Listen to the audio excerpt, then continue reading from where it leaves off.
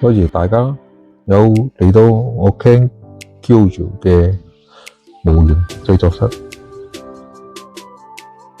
今次繼續講解下我而家做緊嘅呢隻 MG Dio。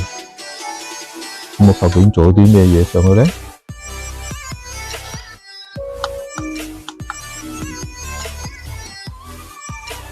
咁首先解釋下呢，由頭部開始。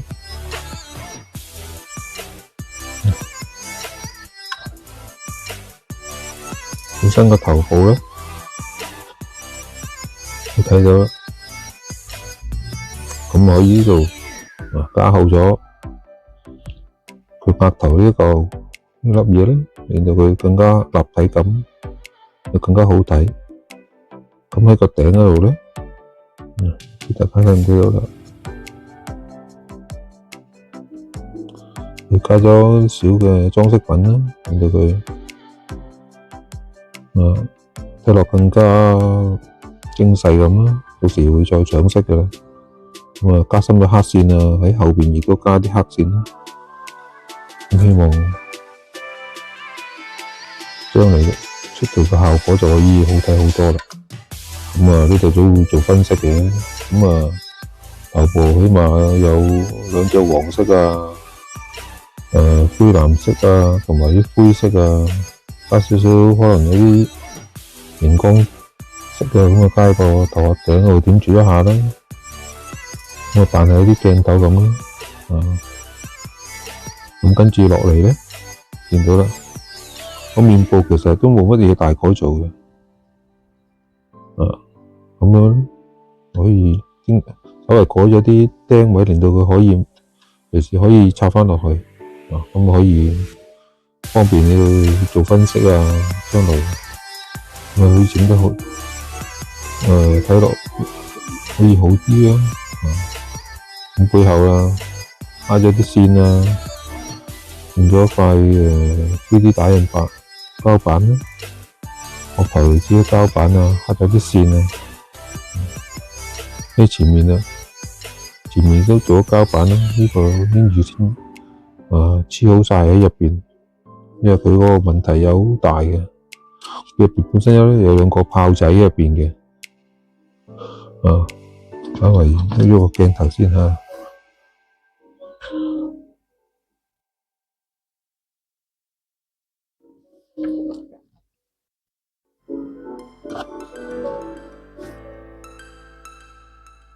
好啦，咁可以睇到啊，個底部亦都刻好晒線嘅啦，已經。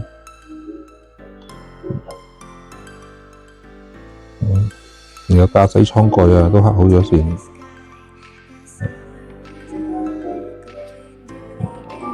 插唔插都嚟睇下先。冇事，成個都埋。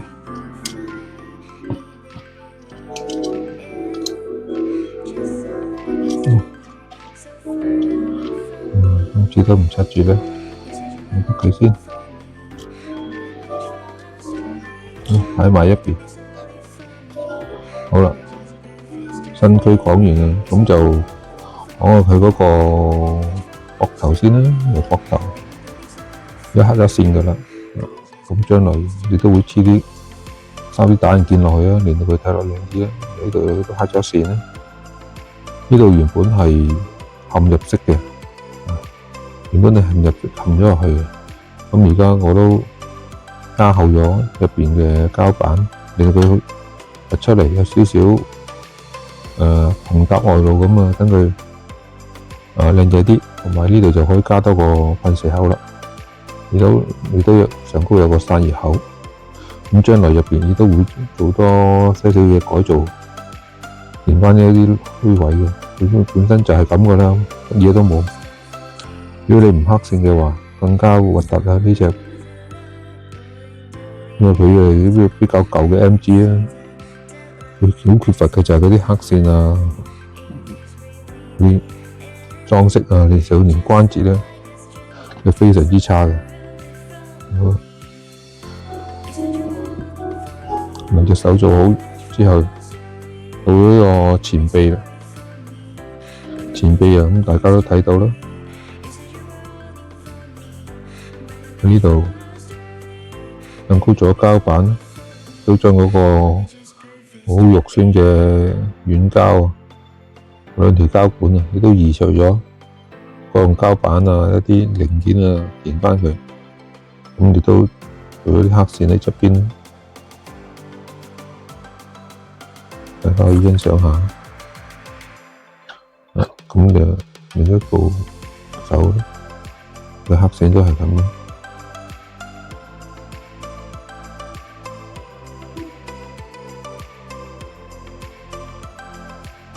跟住就係好啦，跟住就到佢背脊個背包嗰度，咁呢部分咧就仲未做好嘅，呢部分因為簡單黑咗線啦。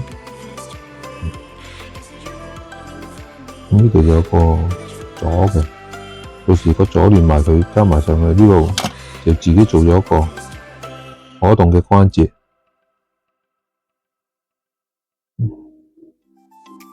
咁到時又可以可動啦，用到少膠板啊，補厚少少，令佢立體感啊高啲啦。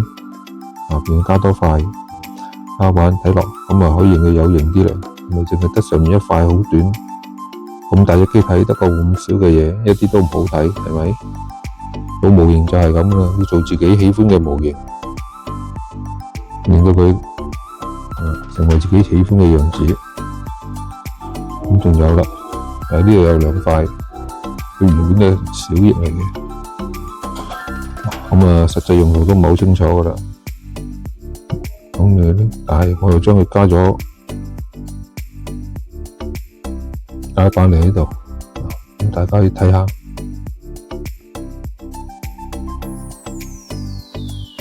咁啲膠板啊，覆蓋咗啲黑線位啊，黑得唔係好叻。唔係好鍾意啲黑線位啊，咁改晒佢啦。咁另外做咗兩塊呢兩個塊小翼，淨係用膠板啊，加埋少少嘅3D 打印件嚟去裝飾。原本係諗住可以做打咗窿可以做呢個升降嘅，但後尾發覺升降嘅效果其實唔係好重要嘅，都唔係好好睇。暫時都仲係都係諗住固定式啦，如果做打個窿喺度嘅話，就可以變成咁樣升降，但係升起亦都唔係特別好睇，所以都係咁樣。將來可能都係咁嘅情況陳列咁，但係暫時都未將佢黐死嘅，因為到時可能我加磁石又令到佢可以咁樣做啦，咁樣多對翼令佢睇落好睇啲。係啦，好，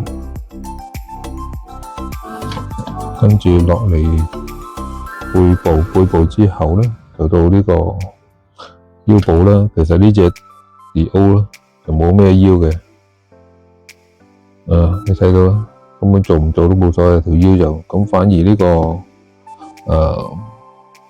裙甲側邊咧，咁我就做咗些微嘅改動啦。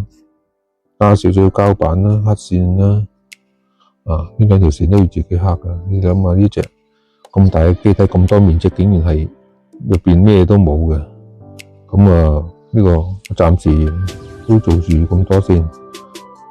因為呢個都仲做緊嘅，我希望呢度再會加多少少嘢，或者膠板啊，或者黑線，令到佢睇落冇咁單調啦。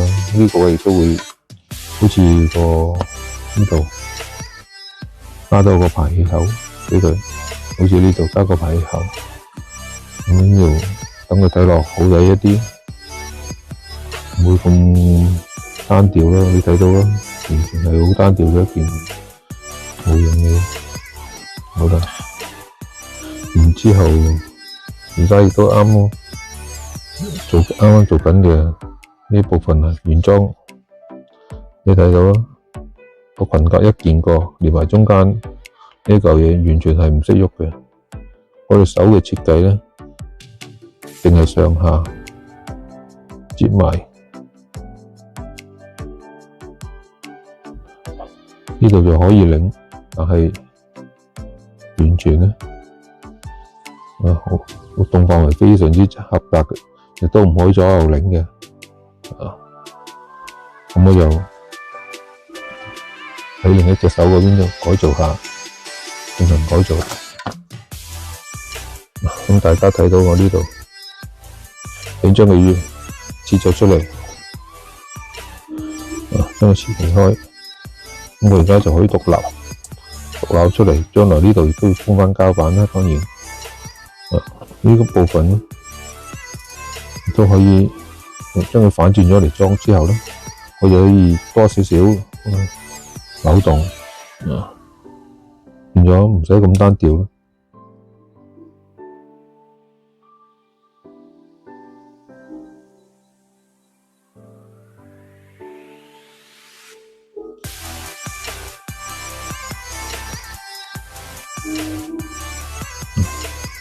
反轉咗，將呢個架反轉出嚟裝之後，你又可以收起，然之後我哋可以睇到啦，呢一部分你改動就係用螺絲上咗個關節畀佢，然後呢度可以轉動，跟住呢度咧亦都可以轉動。咁暫時而家呢個係用磁石嚟到做住先嘅，可以見到磁石喺度，咁佢可以連呢個磁石黐埋。但係我發覺磁石咧，因為太過細小啊，裝喺呢一部分，所以我都將佢改動一下佢。係啦，因為呢度其實都有個大磁石，可以裝深啲咧，裝到個3mm嘅磁石入去，咁佢就可以吸住，將來都可以褪出褪入，擰動佢。咁令到個機器人嘅姿勢咧多啲啊，靈活啲。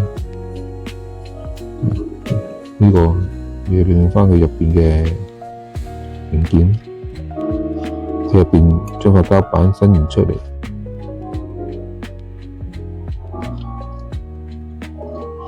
將來會封返好喎，你睇落咧就一塊過啦，呢度都保留返嗰啲分件。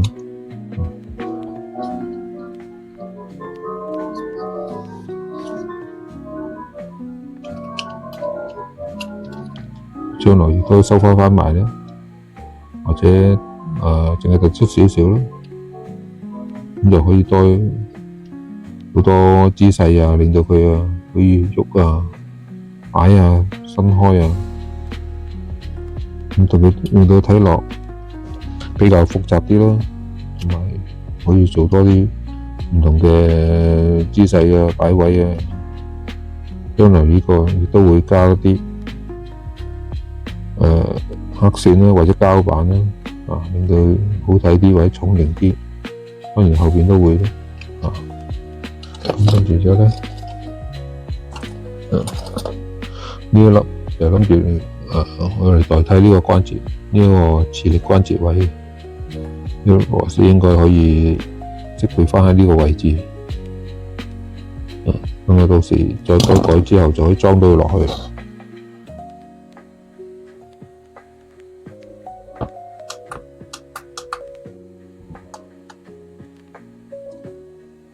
好，跟住仲有支槍啦。咁你哋見到呢支槍啦，咁大隻機啊，佢原裝俾支槍個設計咧咁細支，係咪好唔合比例啊？或者唔係咁夠有型咧？